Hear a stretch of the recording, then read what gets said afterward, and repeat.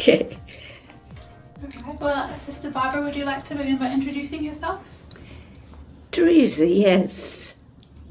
My name is Sister Barbara Helen Therese, and I'm a New Zealander, born in Wellington, and I lived there for the first 19 years of my life, though I'm speaking now in Auckland, which I love very much.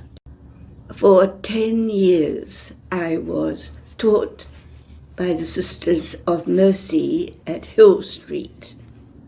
I think you have a sister there. At St. Mary's? Yep. Yes, wonderful. I was very happy, and our family was very well known there because my aunts had been there.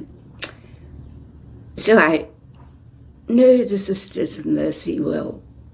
I also know the Sisters of Compassion because my father's sister was a nun there, and she actually succeeded Mother Suzanne Aubert in charge of the congregation when Mother Aubert died in 1925. I had been born in 1921. The question for me was not, did I have a vocation, but where to go. To tell you about the vocation, when I was about 8 or 9, I was playing out in our family backyard, throwing goals or trying to. By myself, I do have 2 sisters, older than I am.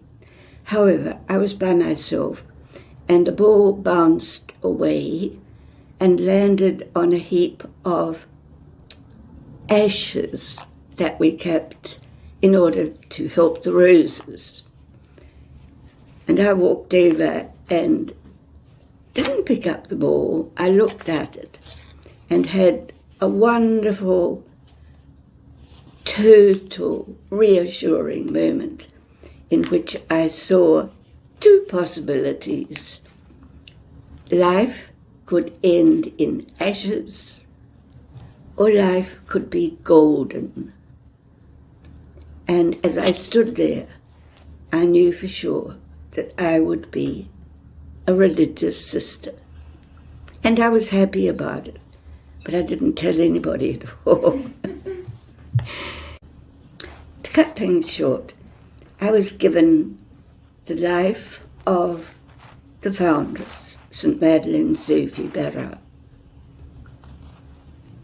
And I spent a long time reading that very thick tome, and I loved it.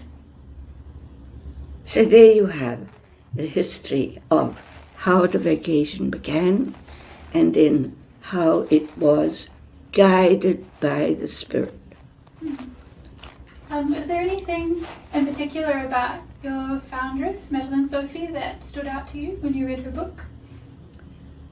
Her simplicity, her spirituality, and though she had to deal with many highly educated women, she was herself, of course, well educated, she was always happier with humble, simple people, as her own family had been.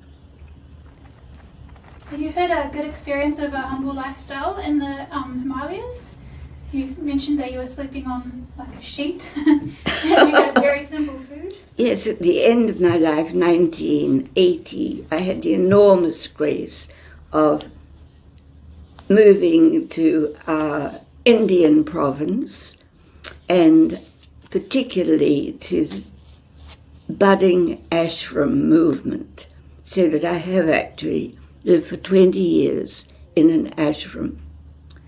I would describe an ashram as being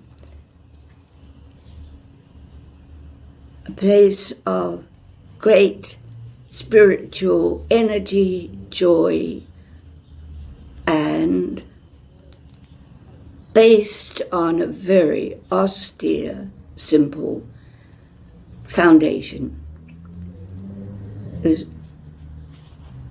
In our ashram, which was run by one Indian nun and one English nun, we specialized in meditation.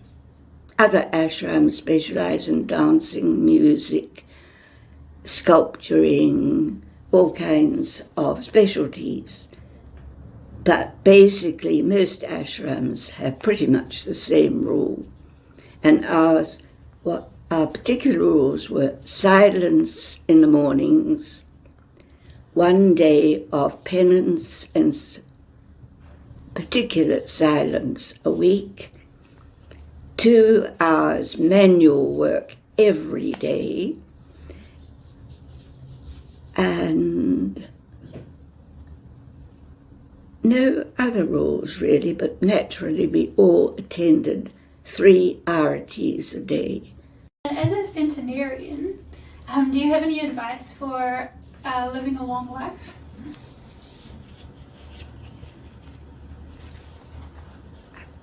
When I think about it, it's happened. So I wouldn't know. But I think I personally have been helped by good genes in my family.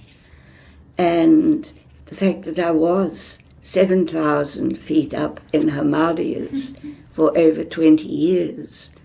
And the air there is invigorating. So I think that might have helped. Do you have any advice for young people who might be discerning? I compliment them if they are discerning. That's wonderful. Everybody should discern, but people often, I suppose circumstances often force people to go ways that they don't find so helpful. If you are discerning, I think prayer to the Holy Spirit and your own sensitiveness to see when the Spirit speaks. He will speak, you will be guided, but you will need to be attentive because sometimes it's not what you expect. Do you have any examples from your lifetime? Of Well, you see, I tried to be a Carmelite. Oh, yes. But when I got back home, there was a letter saying, come and visit the Convent of the Sacred Heart at Avon Street. I would never have chosen that convent. So there's the Spirit for you. And you think you actually visited the Carmelites once, but you couldn't find the entrance. That's right. That was in Sydney. I did my best. And I intended to do more, but I was quite obviously directed. Here's a convent in your own hometown. Try that. And my last question for you is, if you had to describe in like a sentence or a word, who is God to you?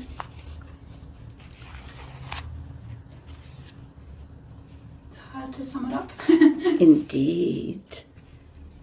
My probation motto was important, and in French it is l'appartenance totale et mutuelle.